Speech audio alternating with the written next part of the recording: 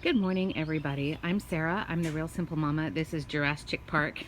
And today I've got a quick sort of a demo video, and I wanted to just show you the different materials that you should use around your chicken coop and your chicken run and why. So if you've watched my other videos, you probably are familiar with some of the products that I use, like pine shavings and PDZ.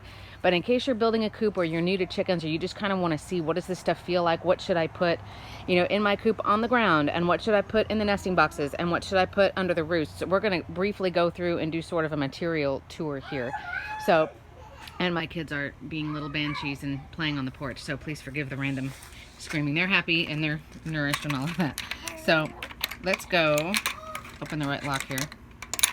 So if you were building a coop, or you're going to basically have choice of whatever materials you want to put down, what should you use? And let's talk about a couple different zones. Basically, we're going to be talking about what's inside the coop and what you need, or what some different options are. Now, I'll tell you, I do not... Let's see, how can I phrase this? And I don't mean to offend anybody. There's more than one way to chicken, okay? So I tend to not want to medicate my birds and deworm my birds and give them organic whatever. And in my mind, chickens, it's kind of weird if you haven't really had chickens before, because for me, I didn't grow up on a farm, so all of my animals lived inside, right? My dogs and cats and birds and things like that. So, but let's be real, chickens live outside, and they dig around in the dirt, and they eat little rocks and bugs and things like that. So it's okay for them to have dirt. So what I want you to think about is, what's the best product for my chickens? And what's beautiful about it is, a lot of times if you'll go into a hardware store or a Tractor Supply or a place like that, the products that are best for the chickens are actually some of the cheaper options, which is like, yes, chickens are very, very, very, very affordable to keep. So while we're hanging out in here, the other thing you can do is, if there's a certain material that you like, or a consistency that you like, a lot of places, Home Depot, Lowe's, Tractor Supplies, where they carry different kinds of sand and different kinds of dirt and stuff like that, a lot of times you can ask, can I just see the consistency of what this is like, or can you open a bag, or can you show me? Nurseries sometimes can be really good. The nurseries that I support here in San Antonio are all little independent ones. I love Rainbow Gardens and I love Millburgers, but a lot of times you can just say, hey, look, I'm looking for something that's a little bit more coarse, or that's, tell them it's for chickens and see what they recommend. So just generally on the ground, what you want to keep in mind is, first of all, you want something where the material drains well. Even if it's a covered zone, like this obviously is covered, but I run the mister in here, and so I had to make sure, I got the balance of the timing of my mister right also. But you want to make sure that it's not any kind of material that's going to just sit and hold moisture. There's a video coming soon about dangers of the chicken coop and the chicken run, and just things you need to watch out for because it's bad for your birds, and one of them is standing water. You don't need mosquitoes, you don't need parasites, and that's also bad for their feet. So just a well-draining material on the ground. It doesn't have to be fine, and the example that I think of is sandbox sand that's pretty uniform and it's all very fine. There's not big chunks of rocks and stuff. You don't want that. And what's nice is, this is often called like construction sand or concrete sand, because it's what they mix in, to give something more texture. But as you can see, there's big pieces of rocks. It clumps well. It's not anything sharp that's going to hurt the bird's feet or anything like that, but it drains well and it's cheap. So that's good. While we're talking about material on the ground, I do not come and individually clean up all of their poop. Their poop is really good for compost, but you do have to let it sit and break down for at least 6 months before it's usable. So don't take a chicken poop and go put it right in your potted plants. There's way too much ammonia in it right now. And also that causes salmonella and E. coli breakouts. If you haven't heard, because people are having backyard chickens, but they don't know how to compost their poop. So anyway, but I don't come in and individually clean these up, because it's not like a litter box. It's a huge area. So what I got is, you could see it hanging right here. I just have a very cheap, small, collapsible rake, and I just come and rake it once a week. But it doesn't smell in here. There was not a fly problem in here. It's fine. So I use just industrial sand. You can go buy cheap dirt. The other thing you want to remember anywhere around your chickens is, you don't want anything that has chemicals or fertilizer in it. So you can't put leftover potting soil here or anything like that. Not only do your chickens stand out here barefoot, right, but they peck at the ground. They will eat little pebbles and things like that. So you just need to be very careful. So that's what I use all in the ground. I do have separate videos if you want to make a dust bath for your chickens. Most chickens do not like water, but they do dust bathe. It just gets dirt and sand and stuff in there, and in between the layers of the feathers, it helps them get rid of mites, poultry lice, all different kinds of stuff. If they're going through a molt, it helps with the itchiness and the discomfort of new feathers, like new pin feathers growing in. Ouch. So a dust bath is a great idea. Again, I would just use coarse sand. You can add diatomaceous earth. We'll talk more about that in a minute. So a couple of other zones before I go outside and show you the products. There's a chicken. Hi, Flopsy. So in nesting boxes, I use pine. Here's the consistency of pine shavings if you don't want to know, if you aren't familiar. Pine does not have a strong smell. It lasts forever. We've lived here since April. It's now the beginning of September. I think I've had to change the pine out of these 3 nesting boxes maybe twice. What you want to make sure of is that your chickens do not learn to sleep in the nesting boxes. They don't hang out like, this is for you to lay your egg and that's it, and then get your butt out of there. So, but if that's the case and they're not sleeping in there at night, because remember, chickens poop in their sleep. If they're not sleeping in there at night and they're not pooping, then, I mean, you don't have to clean out pine very often. And a big, huge container of pine, I'm going to show you mine in a minute. A big, huge container of pine is like less than $15. And one package of pine, if you just have a small coop like this, I mean, it could last you easily 6 months. And, you know, sell your chicken eggs, and then they pay for their own stuff anyway. So, but pine shavings is great. 2 things you want to keep in mind when you're thinking of like a nesting box. Will you be quiet?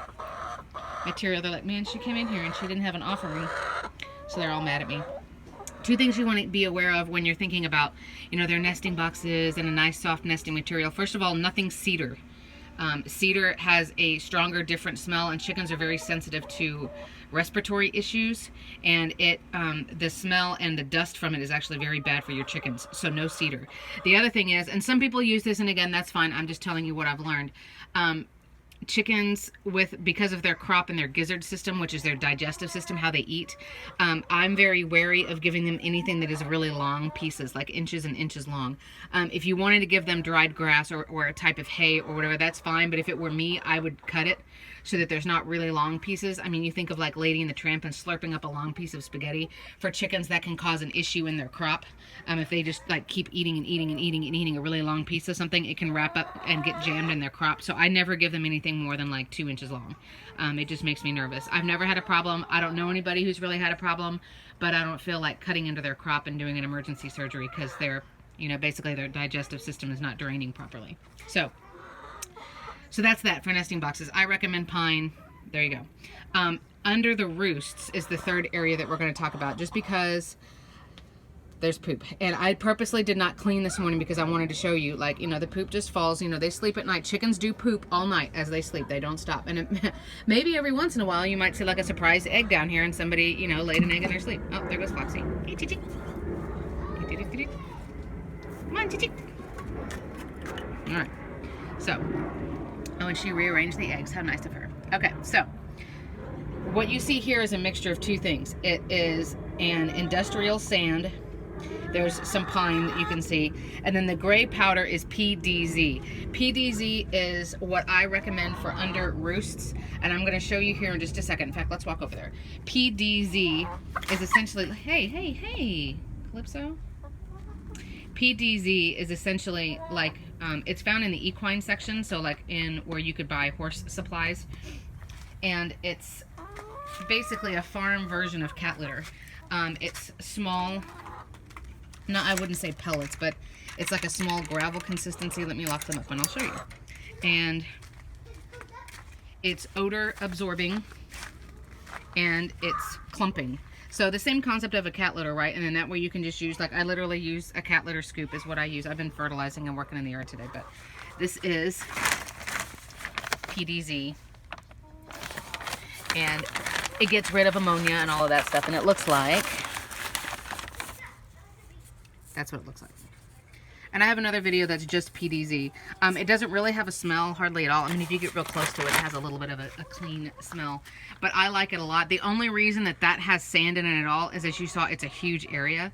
That bag that's, I don't remember how many pounds it is, probably between 8 and 12 pounds. is $15. So for me to fill up that zone underneath their roofs with just PDZ would have, you know, it would have easily been at least 90 bucks. And I wasn't going to do that. So I use the industrial sand because it's cheap, and then I regularly sprinkle the PDZ over the top because it does help with odor control, and it does just help clean up, be a little bit easier. So it's totally not necessary, but that's what I recommend. If you have a smaller Coop or a Coop kit, like the Innovation Pet Kit that I had for years, and you just have like a narrow, you know, it's not deep, just a little tray under their roofs, I would use just PDZ. Honestly, you can put pine in there or other materials, but pine is not really absorbent, so all the pine is gonna be ruined if it gets pooped on. PDZ, you know, you can use. Let me grab it. You can use the cat litter scoop and, you know, shake it out, and then a lot of your PDZ is you're not gonna have to throw it away, right? It's gonna fall through, and it can sit there for another day. It can wait for another poop. So I like PDZ. I recommend it, but that's just different ideas. So let's talk a couple more things real quick. Here's pine shavings, that gigantic, and it's packed tight. Oh, someone's gonna do an egg song. That thing was $15. This is just all my supplies. A couple of other things we'll talk about real quick. I have other videos about poultry dust. It's something that I used a lot when I first got chickens, and now I'm not using it as much. It can be used as a preventative, or it can be used if you actually see mites on your birds. And there's different brands, of course. And it's a very, very, very fine dust. And basically what happens is it gets into the lungs of little tiny mites and lice and things like that, and it suffocates them. So you need to be careful when you're applying this. I'm not super crazy about this stuff as a preventative. Of course, if you see mites, if you see things crawling around on your chickens, I mean, it's kind of the same concept as lice in people, right? Like, they are down at the base of the hair, at the base of the feather. But certainly, you know, if you see them and you know, okay, well, now it's not preventative anymore, now I actually have them, then certainly poultry dust is an option. I just don't use it as a preventative anymore because there are risks with it, and it just makes me nervous. So the last material I wanted to show you, I already got out, and I'm looking for it over there, is diatomaceous earth. Let me put it up here so you can see. Diatomaceous earth is a very interesting product. It can be used also in your garden. It can also be used for chickens. It's a very, very fine dust that, again, is helpful for parasites and things like that. This is one of those controversial things in the chicken world that I kind of just don't get involved. Some people use it all the time, regularly, again, in those same areas, in dust baths, in nesting boxes, in places where your chickens are sitting or laying. I have this, obviously, but I haven't used it in a long time. A few things about it: if you want to use it, it does need to be food grade. If you want to use it, you do have to wear a mask and be very careful with washing your clothes that you were wearing when you were working with this stuff. It is dangerous for you to inhale, and that for me is the main reason where it's like, well, if it's dangerous for me to breathe, then, you know, then the advantages of using the product start to go down very quickly in my mind.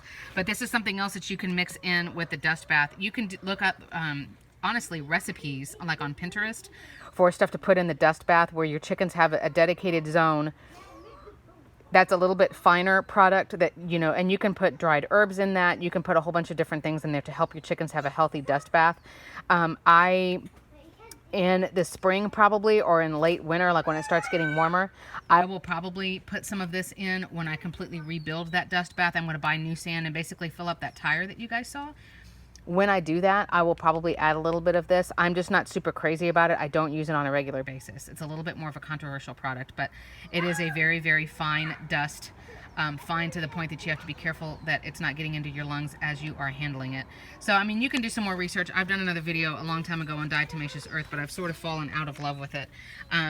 But the main things that I use, again, you can use regular topsoil is the cheapest dirt that you can find. It doesn't have fertilizer or anything in it. It's like, you know, the cheapest like fill dirt.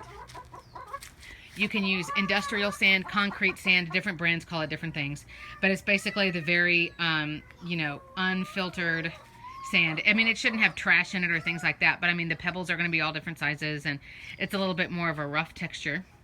I use pine bedding, and then you guys saw my advocacy of PDZ. So those are the main materials that I'm buying.